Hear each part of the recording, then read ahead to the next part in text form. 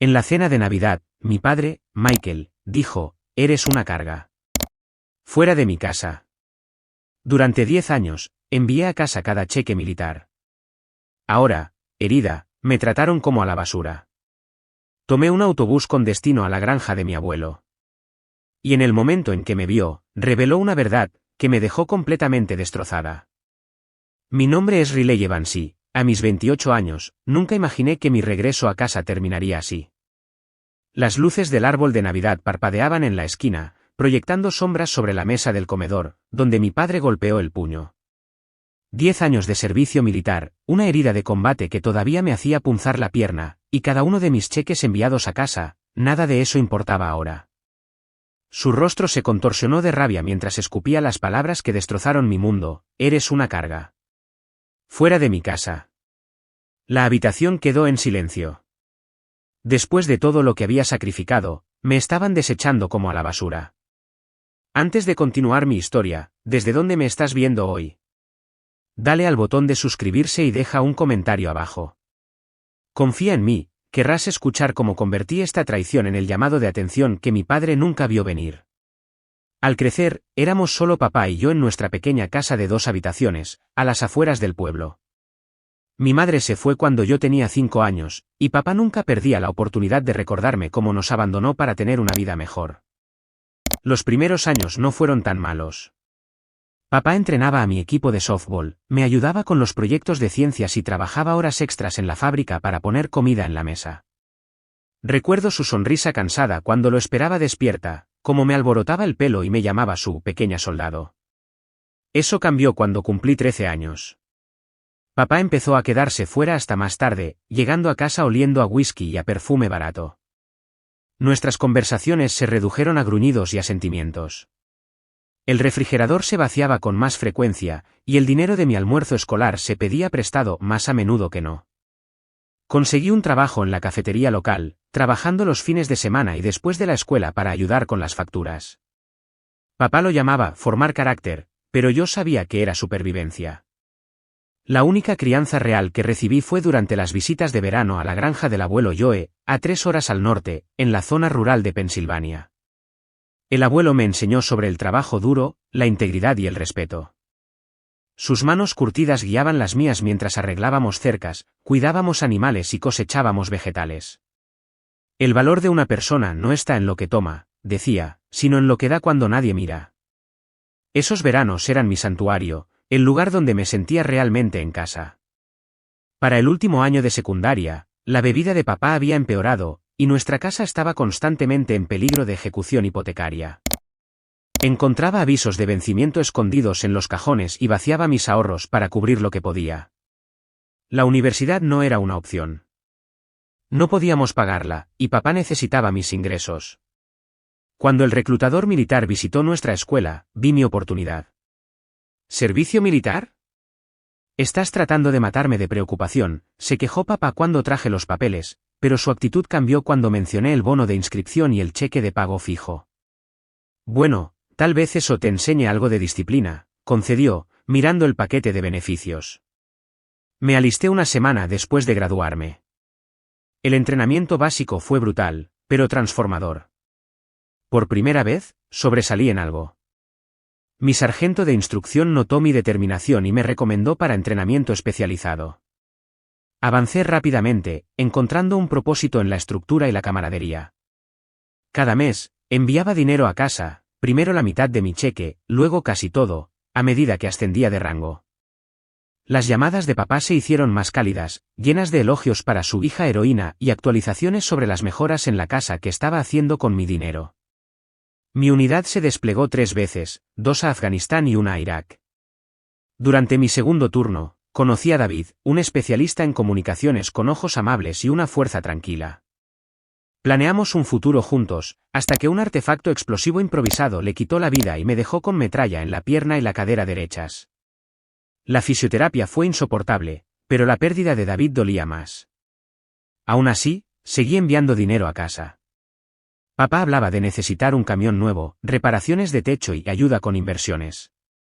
Quería creer que lo estaba cuidando, incluso a miles de kilómetros de distancia.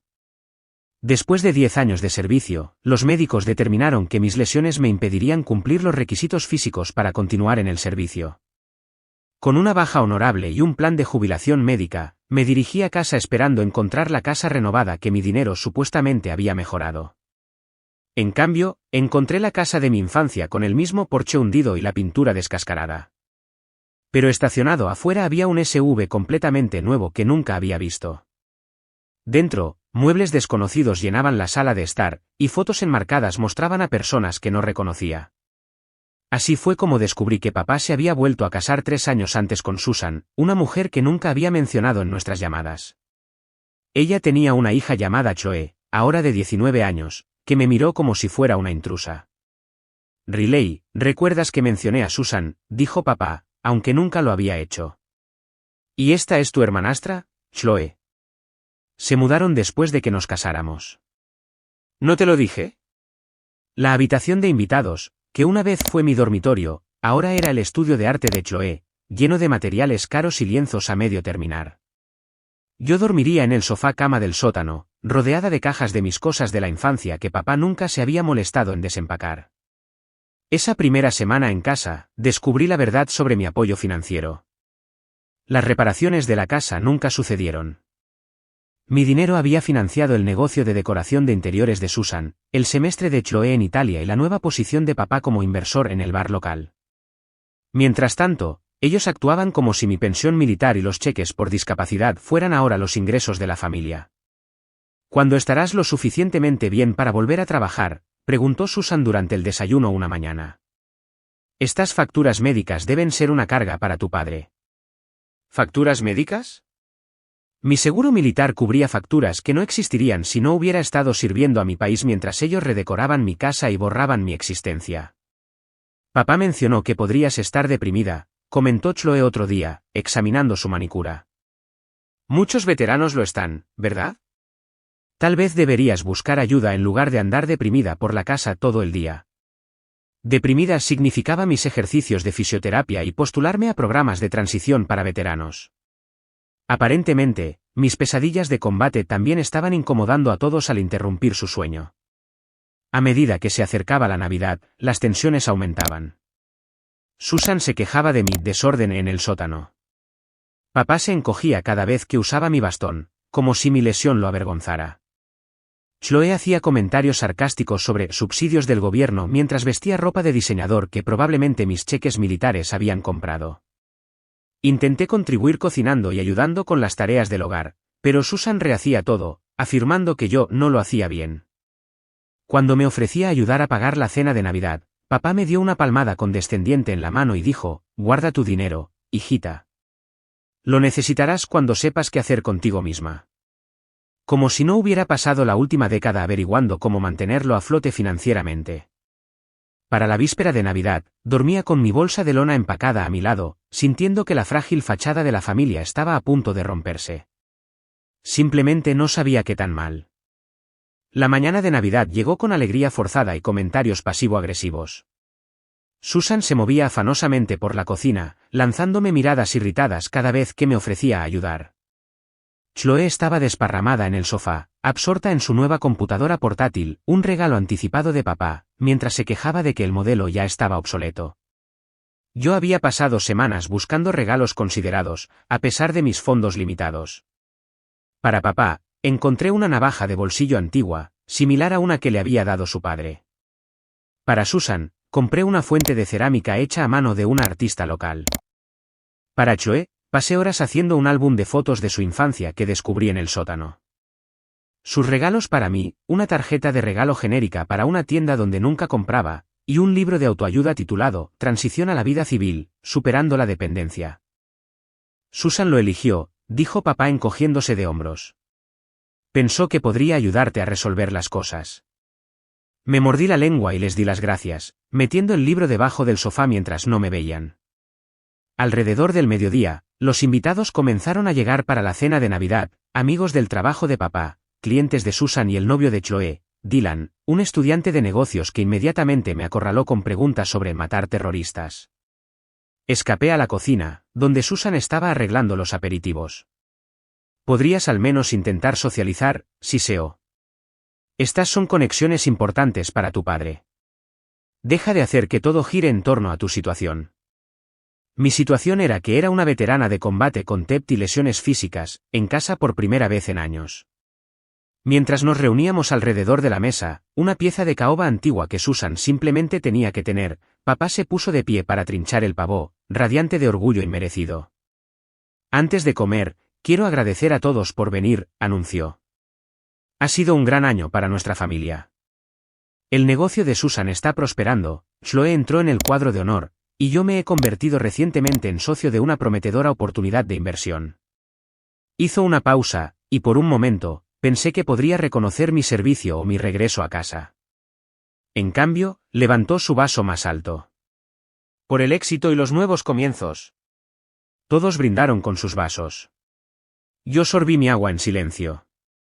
Papá, dije durante una pausa en la conversación. Estaba pensando en usar algunos de mis ahorros para tomar un curso de pequeña empresa en el colegio comunitario. Elba tiene un programa que... Siempre buscando subsidios, murmuró, lo suficientemente alto para que los demás lo escucharan. El ejército enseña eso, supongo. Todo provisto para ti. La mesa quedó incómodamente en silencio. Eso no fue lo que quise decir, dije con cuidado. Elba ofrece recursos para ayudar a los veteranos a la transición a... Transición, se burló. Eso es todo lo que escuchamos. Mientras tanto, estás viviendo bajo mi techo, comiendo nuestra comida, sin contribuir. Sentí que el calor me subía a la cara. Me he ofrecido a pagar el alquiler, a comprar la comida. ¿Con qué? ¿Con tus cheques por discapacidad? Dinero que recibes por no hacer nada. Susan le tocó el brazo. Michael, tal vez no en la cena. No, hablemos de ello, continuó papá, animándose con su público. 10 años en el ejército y ¿qué tienes que mostrar? Una pierna inútil y pesadillas que despiertan a toda la casa. Apreté mi vaso de agua tan fuerte que pensé que se rompería. Envié dinero a casa cada mes durante 10 años. Casi cada centavo que gané. Manutención de hijos, se burló. Por criarte. Eso es lo que se les debe a los padres. ¿Se les debe? Repetí incrédula. Era una adulta, sirviendo a mi país. Ese dinero era para ayudar con las facturas, las reparaciones de la casa. Tu padre manejó esta casa perfectamente bien, interrumpió Susan. Cualquier apoyo que enviaras fue una gota en el balde comparado con lo que él ha provisto. Chloe sonrió. Sí, no es como si tu dinero del ejército pagara algo importante. Miré su reloj de diseñador, luego los pendientes de diamantes de Susan, luego los caros palos de golf de papá apoyados contra la pared. ¿Qué pasó exactamente con ese dinero, papá?, pregunté en voz baja. La mesa quedó en un silencio sepulcral. El rostro de papá se enrojeció. No te doy explicaciones sobre mis finanzas. No en mi casa. La casa que mi dinero ayudó a mantener, repliqué. Golpeó la mesa con la mano, haciendo que los platos saltaran. ¿Basta? Vuelves aquí, rota e inútil, esperando que te den todo. Eres una carga, Riley, una maldita carga para esta familia. Me encogí como si me hubiera golpeado. Los invitados a la cena miraban sus platos. Si así te sientes, continuó papá, con la voz cada vez más alta, entonces fuera de mi casa. Ve a buscar otro sitio donde hacerte la víctima. En ese momento, algo dentro de mí, algo que se había estado doblando durante años, finalmente se rompió. Pero en lugar de fragmentarse, sentí una extraña claridad. Puse mi servilleta junto a mi plato intacto y me levanté, mi pierna lesionada protestando. ¿Sabes qué, papá? Tienes razón en una cosa. No pertenezco aquí. Miré alrededor de la mesa a los extraños que vestían ropa cara y tenían expresiones incómodas. He pasado 10 años enviando dinero a casa, creyendo que estaba ayudando a mi familia. Ahora veo que no hay familia aquí.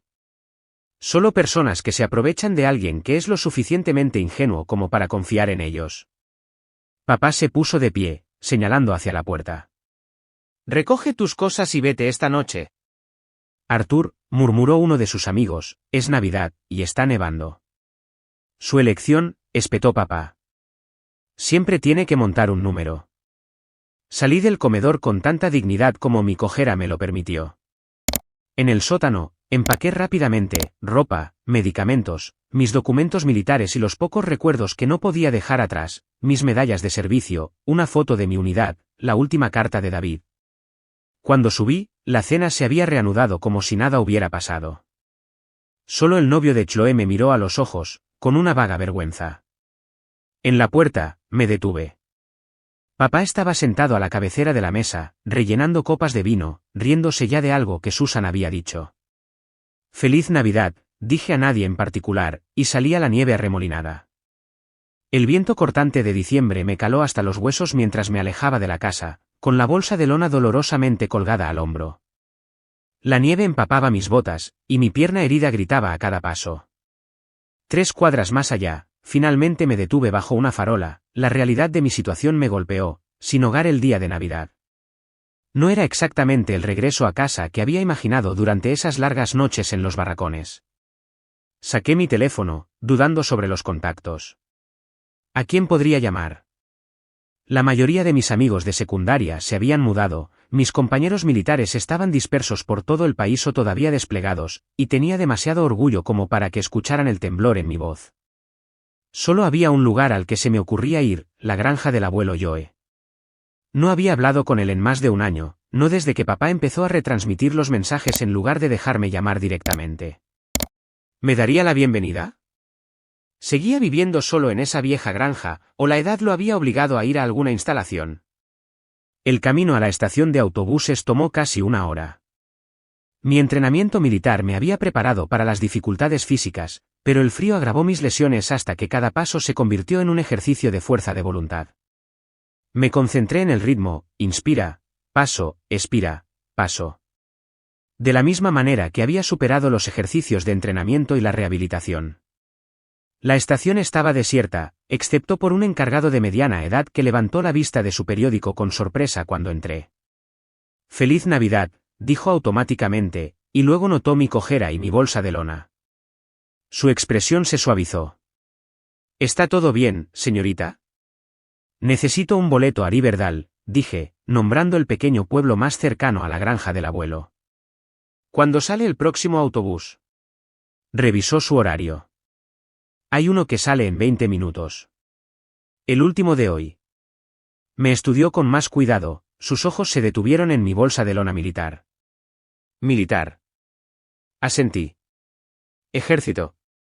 10 años. Acabo de ser dada de baja. Deslizó el boleto por el mostrador y rechazó mi dinero. «Mi hijo está en los marines. Considérenlo un regalo de Navidad, de una familia militar a otra». La simple amabilidad casi me derrumbó después de los acontecimientos del día. Le di las gracias y encontré un asiento en la sala de espera, conteniendo las lágrimas. El autobús estaba casi vacío, solo yo, una pareja de ancianos y un hombre de unos 30 años con una gorra de veterano de Vietnam. Mientras nos alejábamos de la estación, observé cómo mi ciudad natal desaparecía detrás de cortinas de nieve, sintiendo tanto alivio como una profunda y dolorosa pérdida. 3 horas en un autobús con una pierna palpitante dan mucho tiempo para pensar. Recordé mi primer despliegue, lo asustada que había estado detrás de mi cara valiente. Pensé en David, quien había planeado iniciar un negocio de seguridad después de su servicio. «Contrataremos a otros veteranos», había dicho, «crearemos nuestra propia familia de personas que entienden». Ahora él se había ido, ¿y yo estaba sola, o no? El hombre de la gorra de veterano me miró al otro lado del pasillo. «¿A dónde vas, soldado?» «A la granja de mi abuelo», respondí. «Si todavía está allí». Él asintió como si esto tuviera mucho sentido. Volver a casa es el despliegue más difícil de todos. Nadie te lo dice. ¿Lo encontraste más fácil?, pregunté, volver. Él soltó una risa sin humor. «Demonios, no. Me tomó 15 años y 2 divorcios darme cuenta». Me estudió. «¿Combate? ¿Afganistán? Fuiste de la primera ola en Irak». Me extendió la mano. «Marcus. Relay». «Déjame adivinar», dijo. «La familia no lo entiende». Me reí amargamente. La familia no quiere entenderlo. Mi padre acaba de echarme de casa en Navidad. Marcus no pareció sorprendido. Mi viejo tampoco pudo manejarlo.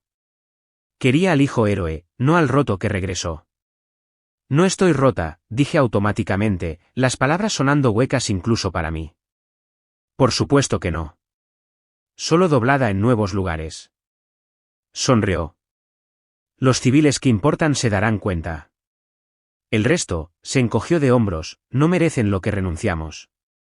Hablamos durante el resto del viaje, sobre despliegues, sobre reajuste, sobre la extraña sensación de ser extranjeros en nuestro propio país. Cuando se bajó en una parada antes de la mía, garabateó un número en una servilleta. El grupo de apoyo del BA se reúne los jueves, si alguna vez vuelves por aquí. Te cubrimos la espalda. El autobús llegó a Riverdale justo después de las 9 de la noche. La pequeña estación estaba cerrada por las fiestas, el pueblo oscuro excepto por las luces de Navidad que brillaban en las ventanas. 3 pulgadas de nieve fresca cubrían las aceras, y seguía cayendo más. La granja del abuelo estaba a 7 millas de la ciudad. En verano, podría haber caminado a pesar de mi lesión, pero con este clima, examiné la calle principal desierta, sopesando mis opciones. Una camioneta estaba en ralentí fuera del único establecimiento abierto, un restaurante con un letrero que parpadeaba abierto en Navidad. Café caliente. Me acerqué con cuidado, aliviada de ver a una mujer mayor al volante. Disculpe, llame. ¿Hay alguna posibilidad de que se dirija a la granja de los Evans? En lugar de Joe Evans. La mujer bajó la ventanilla, mirándome con desconfianza antes de que se le iluminara el rostro con reconocimiento. Eres la nieta de Joe. La chica militar. Abrió la puerta del pasajero. Suere. Soy Sara de la panadería. Solía llevar pan a tu abuelo todos los martes. El calor de la camioneta era una bendición. Mientras conducíamos, Sara me puso al día con los chismes locales y, lo que es más importante, sobre el abuelo. Tan terco como siempre. Tu abuelo se niega a vender esa granja, aunque los promotores sigan ofreciendo. Dice que la mantiene en la familia. Me miró. Se alegrará de verte. Habla de ti todo el tiempo, les muestra a todos tus fotos. Mi corazón se encogió. ¿Cuándo lo viste por última vez? Hace una semana. Le llevé un pastel de Navidad. Parecía bien, quizás un poco más solo de lo normal. Un alivio me invadió. Estaba vivo, todavía en la granja, y aparentemente todavía pensaba en mí. Al menos una relación que no había sido envenenada. Sara giró por el largo camino de grava que conducía a la granja. A través de la nieve arremolinada, pude distinguir una sola luz encendida en la ventana de la cocina. Hogar, o lo más parecido a ello que me quedaba. ¿Quieres que espere?, preguntó Sara mientras recogía mi bolso. Para asegurarme de que esté despierto. Negué con la cabeza. Estaré bien. Gracias por el viaje. Feliz Navidad, soldado, dijo, y con un saludo, regresó hacia el pueblo. El camino desde la entrada hasta el porche se sintió más largo que cualquier marcha que hubiera soportado en el entrenamiento básico. Cada paso se hundía en la nieve profunda, mi pierna protestando con ferocidad. Cuando llegué a la puerta, el sudor me empapaba la ropa a pesar del frío. Me quedé allí, de repente asustada. ¿Y si él tampoco me quería? ¿Y si papá también había envenenado esta relación? Antes de que pudiera llamar, la luz del porche se encendió. La puerta se abrió para revelar al abuelo Joe, más delgado y encorvado de lo que recordaba, pero con los mismos ojos amables. Riley, susurró, como si temiera que yo fuera un fantasma. Feliz Navidad, abuelo, logré decir, antes de que mi voz se rompiera por completo. Me abrazó con fuerza, y por primera vez desde que regresé a casa, sentí que realmente había llegado. La cocina del abuelo estaba exactamente como la recordaba, la antigua estufa de leña, las cortinas a cuadros, la mesa de roble marcada donde había desayunado innumerables veranos. Un pequeño árbol de Navidad estaba en la esquina, decorado con los adornos hechos a mano que había creado de niña. Los había guardado todos estos años. Siéntate, siéntate, insistió, tomando mi bolsa de lona y ayudándome a una silla. Estás congelada. Déjame traerte algo caliente. Mientras él se movía afanosamente, Preparando cacao de la misma manera que lo hacía cuando yo tenía 8 años, asimilé el entorno familiar. Fotos adornaban las paredes, yo con mi uniforme de softball, mi foto de graduación y varias de mí con uniforme militar, un recorte de periódico enmarcado sobre la misión humanitaria de mi unidad en Afganistán, mis cartas de aceptación a la universidad, las que nunca pude usar, conservadas bajo vidrio. Me has estado siguiendo la pista, observé, con la garganta apretada por la emoción. Claro que sí, puso una taza humeante frente a mí. Eres toda la familia que me importa. La simple declaración, tan en desacuerdo con el rechazo anterior del día, rompió algo dentro de mí. Le conté todo, los años de enviar dinero a casa, mi lesión, la muerte de David y, finalmente, la desastrosa cena de Navidad. El abuelo escuchó sin interrupción, su rostro curtido cada vez más preocupado. ¿Te echó? ¿A su propia hija? ¿En Navidad? Sus manos temblaban de rabia. Después de todo lo que has hecho. Aparentemente ahora soy una carga, dije, intentando el humor pero fallando miserablemente. No contribuyo lo suficiente. El abuelo se levantó abruptamente, paseando por la cocina con una energía sorprendente para un hombre de su edad. 10 años de sueldos, servicio de combate, ¿y tiene el descaro de llamarte una carga?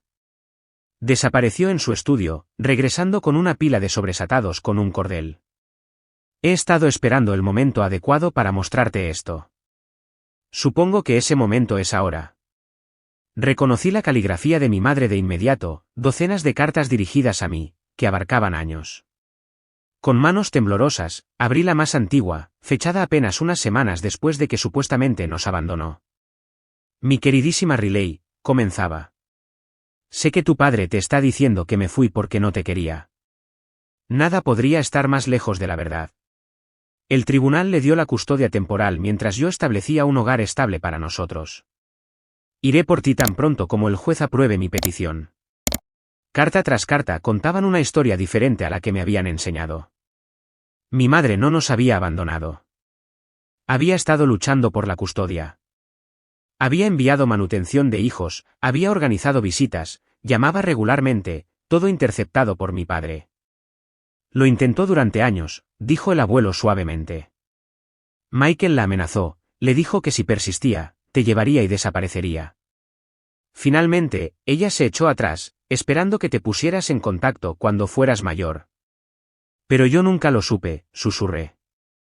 Me dijo que ella no quería saber nada de mí. Se mudó a Colorado finalmente. Empezó a enseñar en un colegio comunitario. Enviaba tarjetas de cumpleaños todos los años. Regalos de Navidad también. Pensé en todos los cumpleaños sin reconocimiento, las Navidades en las que papá afirmaba que a mi madre no le importaba recordarme. ¿Lo sabías?, pregunté, con un toque de acusación en mi voz, todos estos años. Los hombros del abuelo se hundieron. Al principio no. Michael también me cortó después de que Sara se fuera. Dijo que yo tomé su partido.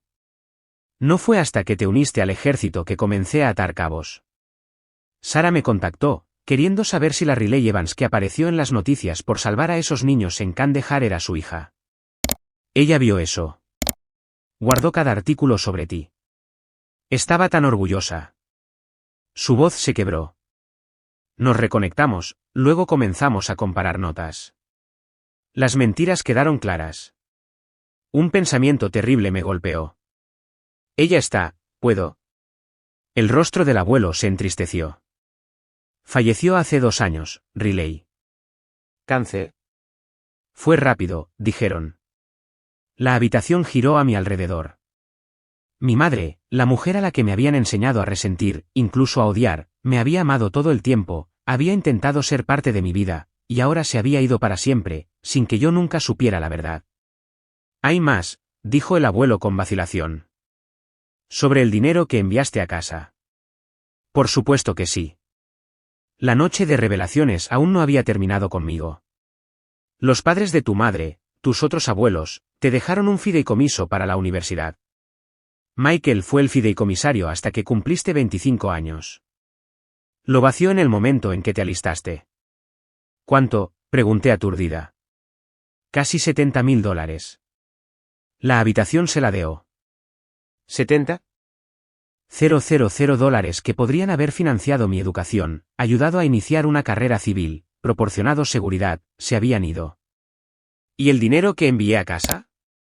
Según Sara pudo averiguar de los estados de cuenta bancarios que obtuvo en el acuerdo de divorcio, él estaba sacando préstamos a tu nombre mientras estabas desplegada, usando tu poder notarial. El dinero que enviaste a casa se destinó a pagar esos préstamos y a financiar su estilo de vida. Mi padre no solo me había rechazado, me había estado explotando sistemáticamente durante años, usando mi confianza, mi ausencia y mi sentido del deber familiar para robar mi pasado e hipotecar mi futuro. El abuelo sacó un último documento, el testamento de mi madre. Te lo dejó todo a ti.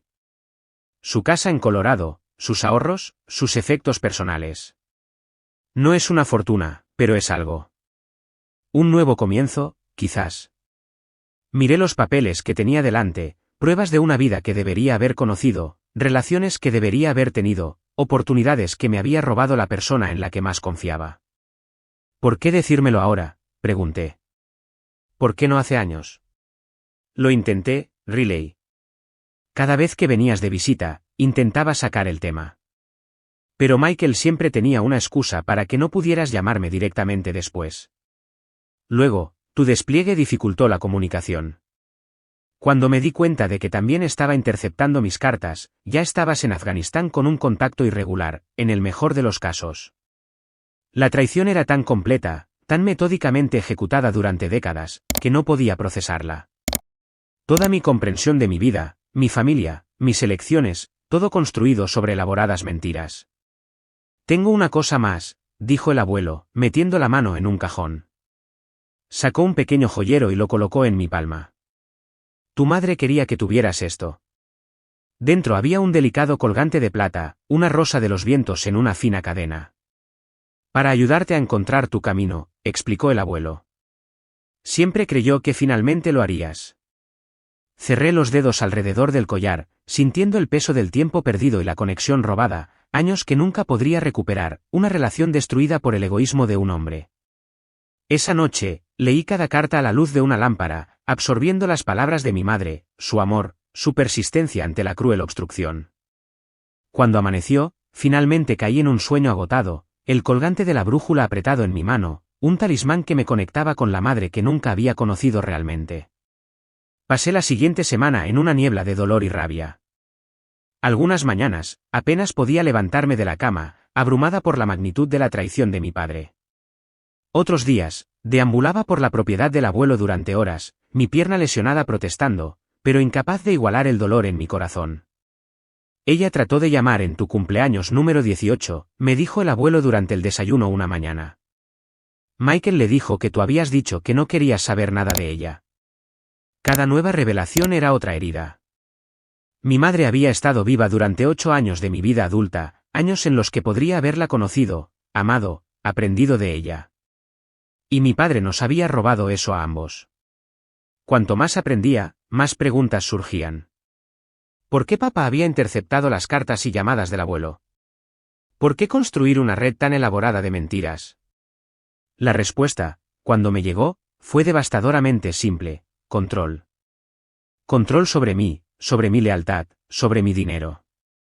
10 días después de Navidad, conduje la camioneta del abuelo hasta la sede del condado para reunirme con su amigo, el señor Peterson, un abogado semi-retirado que se especializaba en fraude financiero.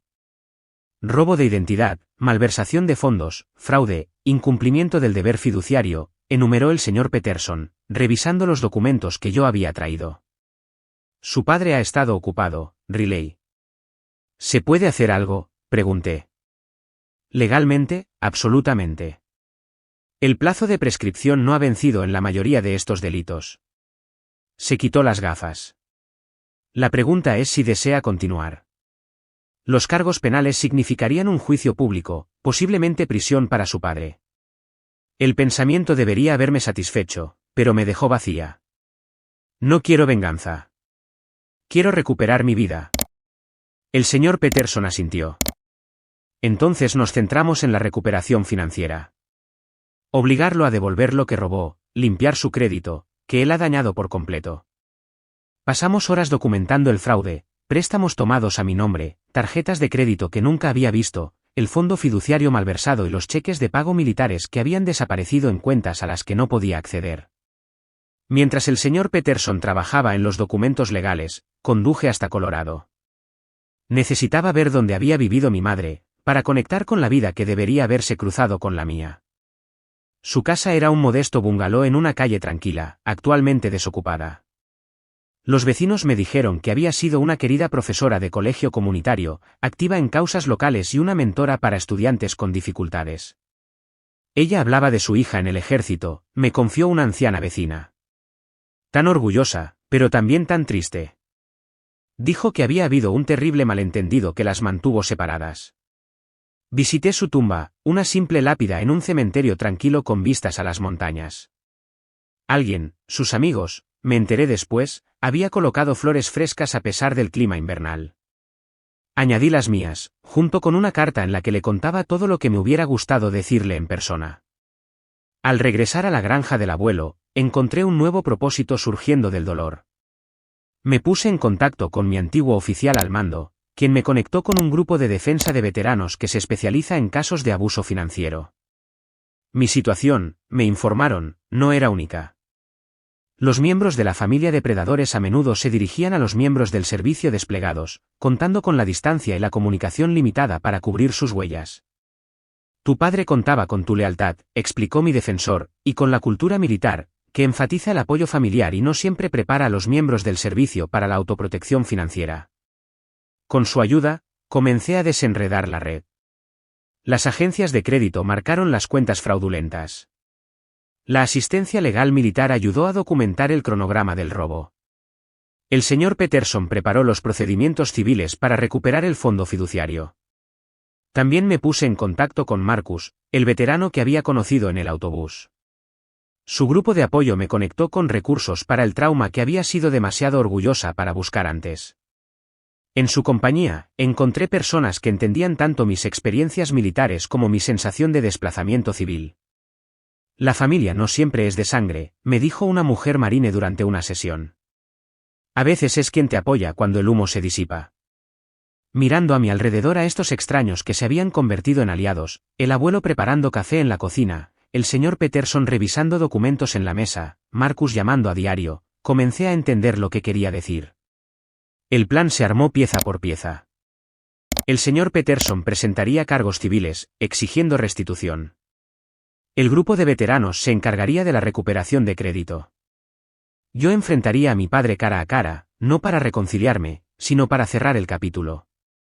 ¿Estás segura de querer hacer esto en persona?, preguntó el abuelo la noche antes de que regresara a mi ciudad natal. El señor Peterson puede encargarse de todo legalmente sin que tengas que enfrentar a Michael. Me abroché el colgante de la brújula de mi madre al cuello. Necesito mirarlo a los ojos, abuelo. No solo por mí, sino por mamá. Alguien tiene que hacer que reconozca lo que nos hizo a ambos.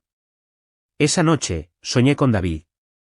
Estábamos de regreso en Afganistán, viendo a los niños jugar en el patio de una escuela que nuestra unidad había ayudado a reconstruir. Lo de la traición, dijo el David del sueño, es que solo te define si se lo permites. Me desperté con lágrimas en la cara, pero con claridad en mi corazón. Este enfrentamiento no era por odio o venganza, se trataba de recuperar mi narrativa, mi futuro y mi verdad. A la mañana siguiente, cargué la camioneta del abuelo con las pruebas que el señor Peterson había preparado, documentos legales, registros financieros, las cartas de mi madre, pruebas físicas de años de manipulación y robo. Recuerda, dijo el abuelo, abrazándome antes de que me fuera, pase lo que pase, aquí tienes un hogar. Siempre. Con la brújula de mi madre alrededor de mi cuello y el apoyo de mi abuelo detrás de mí, conduje hacia la confrontación, y esperaba, hacia la libertad de las mentiras que habían moldeado mi vida durante demasiado tiempo. La oficina de seguros donde trabajaba mi padre parecía más pequeña de lo que recordaba, un edificio anodino en la calle principal del pueblo. Aparqué la camioneta del abuelo al otro lado de la calle, observando a la gente entrar y salir, preguntándome si sabían qué clase de hombre procesaba sus reclamaciones y calculaba sus primas. El señor Peterson se sentó a mi lado, con el maletín en el regazo. Todavía podemos hacer esto por los canales oficiales, me recordó. No tienes que enfrentarlo. Sí, tengo que hacerlo. Me toqué el colgante de la brújula en el cuello. Durante 23 años, él controló la narrativa. Hoy, la recupero. Entramos al edificio precisamente a las 2:15 de la tarde, cuando papá regresaría del almuerzo, pero antes de sus citas de la tarde. La recepcionista, una nueva empleada que no me reconocería, sonrió profesionalmente. Michael Carter, por favor. Dígale que su hija y el señor Peterson están aquí. Sus ojos se abrieron ligeramente ante el señor Peterson, el abogado más prominente del condado. Un momento. Papá apareció minutos después, su confianza flaqueando al verme. Sus ojos se movían entre mi cara y el maletín del señor Peterson. Riley, dijo con cautela. Esto es inesperado. ¿Hay algún lugar privado donde podamos hablar?, pregunté, mi voz más firme de lo que me sentía. Nos llevó a una sala de conferencias, cerrando la puerta con cuidado deliberado. Si esto es por Navidad, quizás reaccioné de forma exagerada. Susan y yo lo discutimos, y estamos de acuerdo en que podrías volver, con ciertas condiciones. Esto no es por Navidad, lo interrumpí. Esto es por 23 años de mentiras. El señor Peterson colocó su maletín sobre la mesa y comenzó a retirar metódicamente los documentos. Señor Carter, dijo formalmente, represento a su hija en asuntos relacionados con fraude financiero, robo de identidad y malversación de fondos.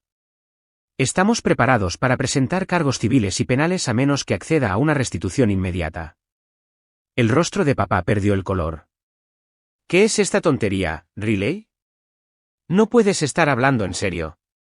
He visto las cartas, dije en voz baja. Todas ellas. Las cartas de mamá que me ocultaste. Sus cheques de manutención que cobraste. El acuerdo de custodia que violaste. Se hundió en una silla. Esa mujer nos abandonó. Te estaba protegiendo. Protegiéndome, saqué una pila de documentos financieros. ¿Robando mis fondos universitarios? ¿Sacando préstamos a mi nombre mientras yo estaba desplegada? ¿Guardándote mis cheques de pago militares durante una década? Soy tu padre. Ese dinero era para las necesidades de la familia, como el negocio de Susan, el semestre de Chloe en el extranjero, tus deudas de juego. Negué con la cabeza. He visto los registros bancarios, papá. Todos ellos. Por un momento, vislumbré el pánico en sus ojos antes de que intentara recuperarse. Hay explicaciones para todo esto. Malentendidos. Señor Peterson, seguramente, como padre usted mismo. Guárdelo, interrumpió el señor Peterson. La evidencia es abrumadora. Su hija tiene 3 opciones para usted: enfrentar cargos penales, lo que significaría un juicio público y probablemente prisión, luchar contra una demanda civil, que perderá, lo que resultará en embargo de salario y embargo de activos, o aceptar nuestros términos de acuerdo. El rostro de papá se endureció. No te atreverías. El escándalo te haría tanto daño a ti como a mí. Ahí te equivocas, dije. No me queda nada que perder. Te aseguraste de eso el día de Navidad. Empujé el acuerdo de conciliación que el señor Peterson había preparado, restitución financiera total, transferencia de la propiedad de la casa a mi nombre, ya que mi dinero había pagado la hipoteca durante años, una admisión legalmente vinculante del fraude que había cometido. ¿Esperas que lo renuncie todo? Que me quede en la miseria, balbuceó papá. Espero que devuelvas lo que robaste, corregí. Solo la casa vale más de lo que te llevaste. Véndela, reduce el tamaño, busca un segundo empleo. Arréglatelas. ¿Y si me niego? El señor Peterson colocó con calma un segundo documento sobre la mesa. Entonces, lo presento a la fiscalía hoy. Los delitos financieros contra personal militar conllevan penas mayores. Enfrentarías hasta 15 años. Papá miró los papeles, su fachada desmoronándose. Necesito tiempo para pensar. Para consultar a mi propio abogado. Tiene 24 horas, afirmó el señor Peterson. Después de eso, procederemos con los cargos penales. Mientras nos levantábamos para irnos, papá hizo un último intento desesperado. Riley, somos familia. A pesar de todo, te crié. Eso cuenta para algo. Me detuve en la puerta, el peso de 2 décadas de mentiras pesado entre nosotros. Sí, me criaste. Me enseñaste que la familia se trata de lealtad y sacrificio. Pasé años viviendo esa lección, enviando cada dólar que me sobraba a casa para mantenerte. Mi voz se mantuvo firme mientras asestaba el golpe final. Lo que no me enseñaste, lo que mamá me habría enseñado, si la hubieras dejado, es que el amor no se supone que sea transaccional. No lleva la cuenta ni exige un pago.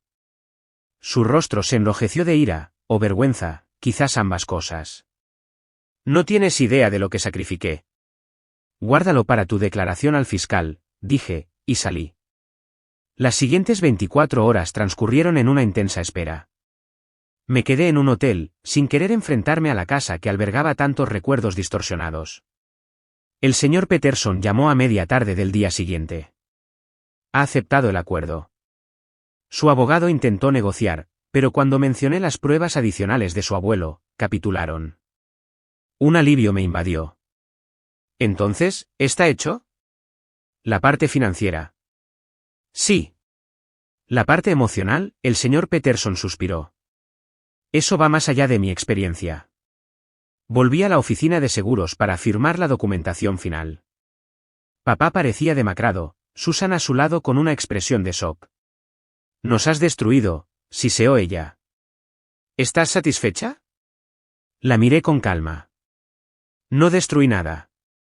Simplemente estoy reclamando lo que me fue robado. La firma tomó menos de 10 minutos. Nadie habló más allá de los reconocimientos legales necesarios. Mientras nos preparábamos para irnos, un alboroto en la puerta atrajo nuestra atención. Chloe irrumpió, con los ojos rojos de llorar. Es verdad, exigió. Todo lo que dijo Riley. Papá no la miró a los ojos. Susan intentó intervenir. Chloe, esto no te concierne. Dime, insistió ella. El dinero para mi escuela, mi viaje a Italia, todo fue robado de ella. El silencio fue respuesta suficiente. Chloe se volvió hacia mí, la devastación clara en su rostro. No lo sabía. Juro que no lo sabía. Mirándola a ella, apenas veinteañera, protegida, privilegiada, vi a otra persona que mi padre había manipulado, aunque de forma diferente. Te creo, dije simplemente. Las noticias corren rápido en los pueblos pequeños. Para la noche, la historia se había extendido, la hija veterana condecorada, el fraude financiero, las cartas ocultas. Los colegas de papá lo evitaban, los clientes de Susan cancelaron pedidos, antiguos vecinos se me acercaban con disculpas incómodas por no haber visto lo que estaba sucedía. No sentí satisfacción en su caída, solo un alivio vacío de que la verdad finalmente se expusiera. La casa se vendería, las deudas se pagarían, mi crédito se restauraría. El sistema legal podía abordar las heridas financieras, pero las emocionales tardarían más en sanar. 3 días después, mientras me preparaba para regresar a la granja del abuelo, Chloe apareció en mi habitación de hotel. Vendí esto, dijo, entregándome un sobre. Dentro había casi $5.000. Mis joyas, ropa de diseñador, la computadora portátil. No es todo, pero es un comienzo. No tenías que hacer eso. Sí, sí tenía. Sus ojos, tan parecidos a los de nuestro padre, mostraban un remordimiento genuino. Me beneficié de lo que él te quitó. Quiero enmendarlo. Consideré a la joven que tenía delante, técnicamente mi hermanastra, prácticamente una extraña, pero conectada por la traición del mismo hombre. Quédate con el dinero, dije. Úsalo para la matrícula del colegio comunitario. Construye tu propia vida, independiente de su influencia. ¿Cómo puedes no odiarme?, preguntó, desconcertada. Odiarte le daría una cosa más que me ha quitado, respondí. Ya no le permito que me quite nada. Mientras salía de la ciudad a la mañana siguiente, pasé por la casa donde había crecido. Un cartel de se vende ya estaba en el jardín. El nuevo SUV de papá se había ido, reemplazado por un sedán modelo antiguo. Los lujos físicos de su fraude estaban siendo desmantelados pieza por pieza. No sentí triunfo, ni satisfacción vengativa, solo la tranquila certeza de que finalmente me había liberado de las mentiras que habían moldeado mi vida durante demasiado tiempo. La victoria legal no se trataba de castigo, sino de liberación. Por primera vez desde mi baja, miré hacia el futuro sin el peso de una falsa obligación o una lealtad manipulada. El camino hacia la granja del abuelo se extendía ante mí, y más allá, posibilidades que finalmente era libre de explorar. 6 meses después del enfrentamiento con mi padre, me encontraba en el porche de la casa de mi madre en Colorado, ahora mi hogar, observando cómo las tormentas de verano se cernían sobre las montañas distantes. El colgante de la brújula colgaba de mi cuello, una conexión constante con la madre que nunca había conocido realmente, pero que estaba empezando a entender a través de sus pertenencias, sus amigos y la vida que había construido allí. Mi recuperación física había progresado constantemente. La cojera persistía, pero el dolor había disminuido a un recordatorio ocasional, en lugar de una presencia constante. El Hospital de Veteranos de Denver me brindó una excelente atención, y las sesiones semanales de fisioterapia me ayudaron a recuperar la fuerza que creía perdida para siempre. La curación emocional resultó más desafiante, pero igualmente posible. 2 veces por semana, asistía a un grupo de apoyo para veteranos en transición a la vida civil. Allí, encontré personas que entendían tanto el trauma del combate como la desorientación del regreso a casa. Hablamos un lenguaje común de experiencias que los civiles no podían comprender completamente. El despliegue más difícil es el de regreso a casa, había dicho Marcus en aquel viaje en autobús de Navidad. Finalmente entendí lo que quería decir, y también que este despliegue, como todos los demás, podía ser superado con el apoyo y los parámetros de misión adecuados. Mi nueva misión había tomado forma gradualmente, transformar la modesta propiedad de mi madre en un hogar de transición para veteranas. La casa tenía 3 dormitorios de sobra, un gran patio y un estudio independiente perfecto para la formación de habilidades. Con el dinero de la restitución de mi padre y una subvención de una organización de veteranos, las renovaciones estaban casi completas. Casa Brújula, la había llamado, en honor al regalo de mi madre, un lugar para ayudar a las mujeres guerreras a encontrar su dirección después del servicio. El abuelo Joe visitaba mensualmente, trayendo plantones de su granja para el huerto que habíamos iniciado. A sus 76 años, se mantenía sorprendentemente ágil, aunque lo había convencido de contratar ayuda a tiempo parcial para los trabajos agrícolas más pesados. Tu madre estaría orgullosa, me dijo durante su última visita, inspeccionando la transformación tanto de la propiedad como de la propietaria. No solo de lo que estás construyendo, sino de cómo has manejado todo. Ojalá la hubiera conocido, dije, un dolor familiar por la pérdida atenuando los logros del día. Ahora la estás conociendo, respondió, señalando a la comunidad de sus amigos que se habían convertido en mis partidarios. Y ella te está conociendo a través de lo que estás creando aquí. El acuerdo con mi padre se había cerrado 3 meses antes. La casa se vendió por menos de lo esperado en un mercado a la baja, pero combinada con sus inversiones liquidadas y cuentas de jubilación, cubrió la mayor parte de lo que había robado. Un plan de pagos abordaría el resto durante 5 años. No había hablado con él desde el enfrentamiento, aunque Chloe me mantenía al tanto. Ella se había mudado a un pequeño apartamento, se había inscrito en el colegio comunitario y había encontrado trabajo a tiempo parcial en una galería de arte local. Susan había solicitado el divorcio después de descubrir engaños financieros adicionales. Papá se había mudado a otro estado, comenzando de nuevo con perspectivas disminuidas y una reputación dañada. No sentí placer en su caída, solo alivio de estar libre de su influencia. Algunos días, la ira aún se encendía, por mi relación perdida con mi madre, por los años de manipulación, por la traición fundamental de la confianza parental. Mi terapeuta me aseguró que esto era normal, parte del proceso de duelo por lo que debería haber sido. El perdón no significa reconciliación, me recordaba durante las sesiones. Significa liberar el poder que la herida tiene sobre ti. Estaba trabajando en ello, día a día. La camioneta del contratista de renovaciones entró en el camino de entrada, interrumpiendo mis reflexiones. La inspección final de Campes House estaba programada para hoy. Si se aprobaba, podríamos dar la bienvenida a nuestras primeras residentes el próximo mes, 3 veteranas que transicionaban del servicio militar a carreras civiles.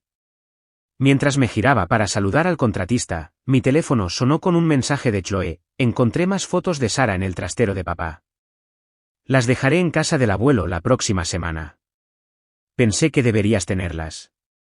Otra pieza de mi madre, otra conexión restaurada. El trabajo de recuperar mi pasado continuaba junto con la construcción de mi futuro. Esa tarde, organicé una pequeña reunión de veteranos y partidarios locales, una vista previa de Campes House antes de su inauguración oficial.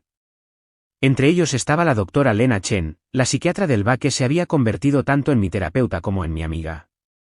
¿Qué se siente?, preguntó, observándome saludar a los invitados con creciente confianza. ¿Transformar algo doloroso en algo con un propósito? Consideré su pregunta, observando la mezcla de civiles y veteranos conectando a través de comidas y conversaciones compartidas. Se siente como volver a casa, dije, no a un lugar, sino a mí misma. Más tarde, mientras el crepúsculo se posaba sobre las montañas, encontré un momento de tranquilidad para visitar la tumba de mi madre. Había hecho reemplazar su sencilla lápida por una que contaba más de su historia, Sarah Ann Evans, amada madre, educadora y luz persistente.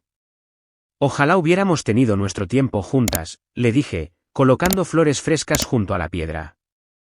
Pero estoy usando lo que aprendí de ti, a través de tus cartas, tus amigos, tu persistencia, para ayudar a otros a encontrar su camino. Creo que lo aprobarías. La Navidad que había marcado mi punto más bajo se acercaba de nuevo, pero esta vez la celebraría rodeada de la familia elegida, el abuelo, mis amigos veteranos, los antiguos colegas de mi madre e incluso Joe, reconstruyendo tentativamente una relación sobre bases honestas. Mi padre no estaría entre ellos. Quizás algún día estaría lo suficientemente curada como para considerar un contacto limitado, pero ese día aún quedaba lejos. La verdadera reconciliación requería un reconocimiento y un remordimiento que él parecía incapaz de ofrecer. Cuando se acercaba diciembre, recibí una carta inesperada de Dylan, el exnovio de Joe, quien había sido testigo de mi humillación en aquella fatídica cena de Navidad. Me he alistado en el ejército, escribió. Tu dignidad aquella noche, y todo lo que he aprendido sobre tu servicio desde entonces, me mostró cómo se ve la verdadera fuerza. Quiero darte las gracias por ese ejemplo. Sus palabras me recordaron que incluso nuestros momentos más oscuros pueden iluminar caminos para otros de formas que nunca anticipamos. La primera nevada cayó temprano ese año, cubriendo la casa brújula de un blanco impoluto. De pie en el porche, viendo a otros veteranos ayudar al abuelo a colgar las luces navideñas, sentí una plenitud que nada tenía que ver con circunstancias perfectas y todo que ver con una conexión auténtica. El colgante de la brújula descansaba sobre mi corazón, ya no como un recordatorio de lo que había perdido, sino como una guía hacia lo que estaba construyendo. Mi madre lo había ideado para ayudarme a encontrar mi camino y, finalmente, después de desvíos por zonas de guerra, traición y dolor, lo había encontrado. Entonces, ¿qué hay de ti? ¿Alguna vez has tenido que reconstruirte después de una traición por parte de alguien en quien confiabas? ¿Cómo encontraste tu camino a seguir? Comparte tus experiencias en los comentarios a continuación y no olvides suscribirte para ver más historias de resiliencia y transformación. Recuerda, a veces los viajes más difíciles conducen a los destinos más significativos. Gracias por acompañarme en el mío.